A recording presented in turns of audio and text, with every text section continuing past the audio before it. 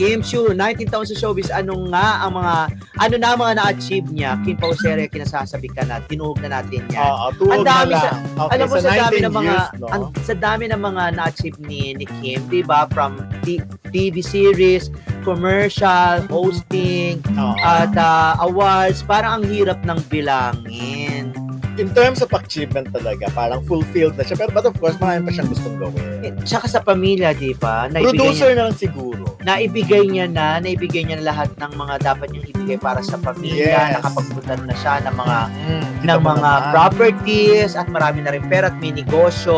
At pati mga pamangkin niya, kita mo naman. Correct. Kapag nakita yung mga pamangkin talaga, artista. O Pero tama yun ka, nga. pagpuproduce ng pelikula. Producer, and I mean, concert. Yung concert siguro. Kasi gusto ko naalala talaga ko, matuloy. recently nakita ko sa Facebook yung concert ni Maricel Soriano sa Araneta nung time. Oo noon, nga, di ba? Parang sinasabi nga doon, throwback. kahit hindi ka singer, carry mo mag-concert. Nakita ko naman si Maricel, dinaan talaga sa Sayaw. sayaw, di ba? Carry naman ni Kim Chiu yun. Correct. Tsaka nakakanta naman ng live si Kim. Bawal lumabas. Ako na ba Mr. Right? Yes, meron naman siyang mga Ikaw may na ba, mga Mr. hit Right? din siya. Oo. Pero syempre, hindi Produce. naman talaga siya singer. At saka foundation. Kung wala pa siyang foundation. Yung foundation ba? Meron ba siyang foundation? In terms of pagtulong kasi, di ba, na nagagawa Kaya niya kasi yung kawawa si Kim eh. Kumbaga parang... sarili niya eh. Oo, sariling pera niya eh. Kumbaga doon hindi naman siya Diba? mauupusan. Para katulad nung kay Alden, di ba? At least kahit paano, libre na siya doon sa ibang mga tax. Pero matututukan niya ba ang Kim Chiu Foundation yung power? Meron naman may Kim Chiu tao Scholarship eh. Foundation. May tao naman eh. For Ano sure. kasi yan eh, parang full-time din dapat. Siyempre, hindi naman pwedeng nagtayo ka lang tapos walang mangyayari. Kailangan nyo ng funds, Yun na kailangan nyo nga. ng paandar. Hindi, magbibigay ka lang, magpapondo ka lang, magpaband ka lang dyan ng funds. Hindi ko alam kasi at that time na nalaman ko yung mga 1 million. Eh ngayon, pero siguro foundation para at least, diba? Ako lang, para hindi naman, kumbaga lahat ng pera ni Kim eh binibigay niya. Baka meron din namang gustong mag-donate sa kanya, at least nakalagay doon sa foundation. Kasi mabait itong batang Anong klaseng to eh. foundation? Saan naka-focus? Dior, mga... Ang paganda. Sali tayo. Sinong beneficiary? Hindi kahit scholar, di ba? Ayan, Kasi kasi usually siya pag may ganun. mga calamity, di ba, nagbibigay siya ng tulong. Pag may pandemic, nagbibigay siya ng ganyan, di ba? Kahit paano, yun, marami din naman sa mga kababayan sa Sipuna, for sure, marami din siyang tinutulungan. Yun lang, at yun nga, pagpuproduce ng pelikula, Yes. or, Yung diba? production siguro. Or kaya magtayo din siya ng dance studio niya. Okay. At So, ang dami niya fitness. yes, ang dami pa niyang Fitness pwedeng gawin. studio na alam naman nating marami na i-inspire tong si Kim pagdating sa pagpapaganda, pagpapalakas ng So, katawan. parang fitness and dance studio. Oo, pwede rin. Parang 2-in-1 na. Mm-mm. Pwede naman. Diba? Kailan tayo makipag-meeting kay Kim? Halika. Pero sabi ko ni Kim, dapat daw, tumakbo muna tayo. Diba? Ano ba yung ngayon na cellphone? I'm sure maraming gustong makipag-collaborate, makipag-sosyo kay Kim sa mga business niya. Kaya lang, dahil sa dami kasi ng ginagawa nitong batang to, ang hirap-hirap. Kailangan niya talaga may team, parang katulad nila Andre Brillantes, hindi pa. Pero siya meron naman, si Cam naman kasi ang diba, Yes, ang nagpapatakbo ng meeting kanyang negosyo.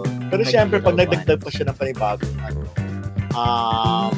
trabaho, kailangan niya talaga ng marami ring staff. May Plantig, hello! Lorna Anselmo, hello! Maria Teresa, Sumayang at Maribet Makasinag, hello! Ayun. So yun, basta ako siguro ang matagal na namin pinupush ni Ray ay yung dance concert. O dance Or concert, diba? gusto na. Manonood kami niya ni Yes, si Donna. Kasi for sure, pag nanood kami, merong magbibigay niya ng lala. Palala. Totoo! buhay na naman ang negosyo ni Ray, may pa-t-shirt na naman. Oo ng nga, dance sige pa, may concert. pa-t-shirt na naman Ano ba ako. naman yan? Sa bagay din. Maganda idea. Ba't kaya hindi pa niya subukan? Alam mo, Wala na yung kulang eh. alam mo kung may pera lang talaga ako, magpuproduce ako. Ay, Oo. naisip Wow. ako. I-offer ko Sinong kaya produce? dyan. Kanino? Basta. Okay. Basta. Basta Basta yun. Sa mga nanonood ngayon, lalo yung mga Kim Pao fans, itag nyo si Kim para maano siya. maobliga siyang mag-concert. Correct. Kasi yung mga ginagawa niya sa ASAP every Sunday, pasabog na kung pasabog, di ba? At saka, hindi matatalo yung concert niya dahil maraming sasakyan ng mga sponsors ni Kim. Yes. At maraming manonood. makikipag-partner pa dyan ng ABS-CBN. Correct. Malawak din naman ang network ng ABS-CBN. Ang tagal-tagal na natin itong plano. Last year Kaya pa, nga eh. sa tagal na last Kailan- year, no? Kailan kaya mangyayari? Mali mo naman this year bago matapos ang taon. Oo, kasi Or kaya- kung O hindi kaya na sa gagawa ng 20th anniversary ni Kim pwede next din. year. Diba? At least 1 year mahaba pa. preparation. 1 year preparation. So, expect namin yan na Oo nga. talbot. Kim, punta kita, magpipirmahan na tayo ng kontrata. Cam, saan ba kayo pwede makita? Ay, pwede na, oo nga. I-chat mo na kaya si Kamchi. Or kaya si basta, sana di ba? Why Ayun, not? pero- Ayan. Moving on, eto na nga, yung Serye nila. yung serye, di ba? Nag-viral to, di ba? Mm-mm. Kinuha na nga ng picture si Jojo Saki. Oo. Di ba? Ang tinatawag nilang Manoka. Hindi ko alam kung bakit tinatawag nila Jan Lapus na Manoka, tapos sina Wenderramas na Bakit nabuhay ano pa. ka? Dahil super tuka? Siguro. Ayun. The same team kasi sila Jojo Saki din yung si Direk Jojo din yung team nung Linlang. Ayun. So another drama ito. Talaga. Kasi pag Jojo Sagin, di ba, din lang. Dapat yung drama eh. maraming paantay kasi. Oo. Alam mo, ang expertise sila Jojo Saki, hindi dahil direct ay yung ganyan. Madrama, maraming eksena, may mga kapitan, Oo. sampalan talaga, mahaba ang talakan. Yung bading na bading ang eksena. Yun. Kaya-kaya naman nila yon. At saka, Oo. nga pala, naalala ko itong si Ernie Goldsworth, nag-post nung lumang pelikula ni Ate Guy, ni Mama Guy, The Oo Late nga Superstar eh, Nora ayun Honor, pa. and national artist. Ito yung Palengke Queen. Sabi niya dapat daw, i-remake ito ni Kim. Ni Pwede Kim. naman. Pero nung pinag-uusapan natin ako, di ba, parang sinasuggest natin for Kathleen. Ngayon kay Oo. Kim nila gusto. Which Oo, is- kay Kim. Pwede naman kahit Oo. kasi, no? Diba? Actually, mas nga si Kim pala, pag yung ganung character, yung palengke, kita mo naman kung umalakak, di ba? Oo, ganon. Masang-masa, caring-caring. Saka astig, di ba? Parang Palaban. Palaban. Yung mga, pwede. Tapos ang kwento niya, anak pala siya ng bilyonaryo na umalis dun sa kanyang, Babaguhin mo na yung storya. sa kanyang, babaguhin natin. Hindi na siya yung makakapag-asawa ng mayaman.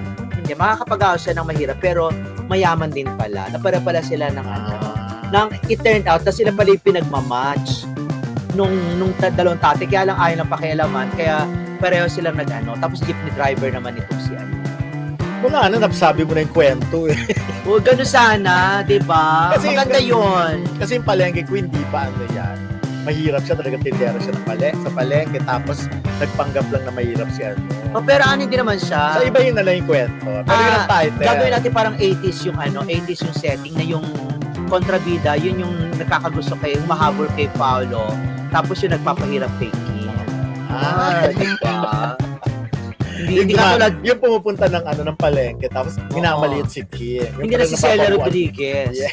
Si na yon. Si Celia Rodriguez yung tatay ni Tero Suprustit, nanay ni Tero Suprustit na mayaman. Aristokrata mo pang api, mapanlait. Yun na yon. Si Tirso ba doon? Oo, Ang palengke Tirso yung queen? palengke. Ay, sino ba? Si Matranillo, di ba? Si Matranillo Iba-iba pala. na yung, kasi kaya pala nagbabago yung kaya pala nagbabago yung kwento. Oo, si Matranillo. Yung Maganda yung gano'n, di kontrabida ba? talaga yung nakaharap sa camera. Kung humihinga lang. At least yung maganda, hindi silang kontrabida. Hindi katulad nung teleserye pinapanood ko, nabubwista kung dami-dami kontrabida, parang halos lahat ng Hindi matapos-tapos sa kontrabida. Correct. Sana, no, yun na lang yung mga ganun. Mag-remake ka kayo ng mga pelikula ng mga yumao na. Tsaka doon kasi maganda yung character doon ng babae, puro lalaki ang kapatid. Tapos kaya naging parang tomboyish yung... Pero babaeng-babae siya doon. Kaya lang naging palaban. Tsaka Jack and Jill, no? Ang dami din mga gandang pelikula na pwedeng i-remake. Di-remake pa ni Nora Honor ang Jack and Jill. Tapos si Sharon Cuneta, di ba, nag-remake. Ang bongga. Remake ba ni Nora ang Jack and Jill? Oo, si Herbert Bautista. Ay, Sharon? Hindi. Si Sino? Dolphy. Alin? Si Dolphy. Anong title? Jack and Jill din yata yun. Ewan ko sa'yo. Hindi na, lumabas sa Facebook. Hanapin mo. Hindi ba Jack and Jill Parang yun? hindi ko matandaan na nag-Jack and Jill siya. Jack and Jill ba yun? Oo, Jack and Jill yata yun. Kaya nga kung sure ka, i-google mo, no? Wala ba tayong secretary dyan? Hindi ko na matandaan. Pero alam ko kasi, alam ko, iba naman ang leading iba naman si Jill to ni Dolphy. Teka, Google natin. Kasi nagluloko tong ikaw na nga nagluloko tong Sige, cellphone. go. Nakakaloka na naman. Magko-comment na naman sila. Sige. Meron kasing ganun sa Jack Facebook na parang Jack and Jill and- daw. Jill, Dolphy. Ay, eto na nga kung matutuloy daw ang dance concert ni Kim. Meron na raw gustong bumakas, Di ba? mag-sponsor. Naku, sa amin po ba or sa sa concert? Kailangan sponsor ng Lala. Charot. Thank you, friend. Ayan muna. Friend BG. Dating Jack and Jill talaga, si Lolita Rodriguez. Oo, Hindi si napapanood Lolita mo. Rodriguez. Tapos Dolphy. Ayan, ang leading man doon si Rogelio de la Rosa. Tapos ang sumunod. Tapos, yung sunod na yung Sharon and ano na yun. Ano yung parang bakla dun si bakla si Dolphy, tapos truck driver ng jeepney si Nora Honor. Hindi nga si Nora. Meron silang ginawa. Talaga si Lolita yung nandito. Meron silang ginawa. Jack Siguro, and Jill. baka ibang ano yun, baka ibang title. Pero Baka parang ibang ganon. title, ano ka pa? Parang wala akong natatanda ang pelikula. Kay Mars Ravelo pa yun. Tapos ang tatay pa si Martin Marfield. Kasi yung mga Manoranians yan na nanonood sa atin ay pakiano nga kung anong pangalan ano yung pangalan nung pelikula yun ni Nora na nagkasama sila ni Ba yan, nung Nora, ni yun ka pa Dolphy naman. ha. Siyempre hindi pa ako nagsusulat noon. Wow, tsaka tagal-tagal na. Oh, anyways, yung bagay naman yun kay din.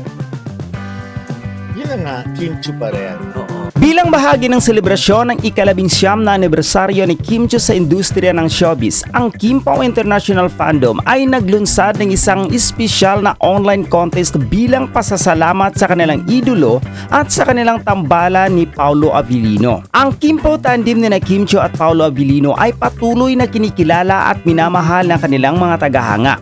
Ang kanilang mga proyekto tulad ng Linlang at ang local adaptation ng What's Wrong with Secretary Kim ay nagpakita ng kanilang mahusay na tambalan at nakatanggap ng positibong feedback mula sa publiko.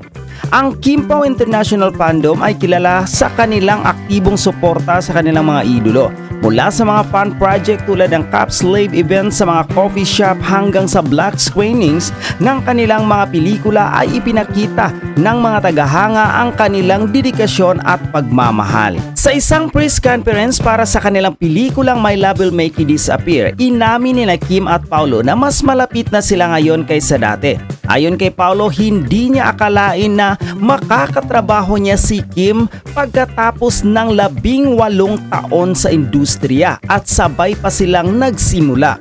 Ipinakita nila ang kanilang magandang samahan at profesionalismo sa kanilang proyekto. Nagpakita si Kim ng pagpapahalaga sa isang comic art drawing na ipinost ng isang fan sa X na nagpakita sa kanila ni Paolo bilang mga superhero. Ang simpleng komento ni Kim na cute ay nagpasaya sa buong Kim Pao fandom na nagpapakita ng kanilang malalim na koneksyon at suporta sa kanilang idolo.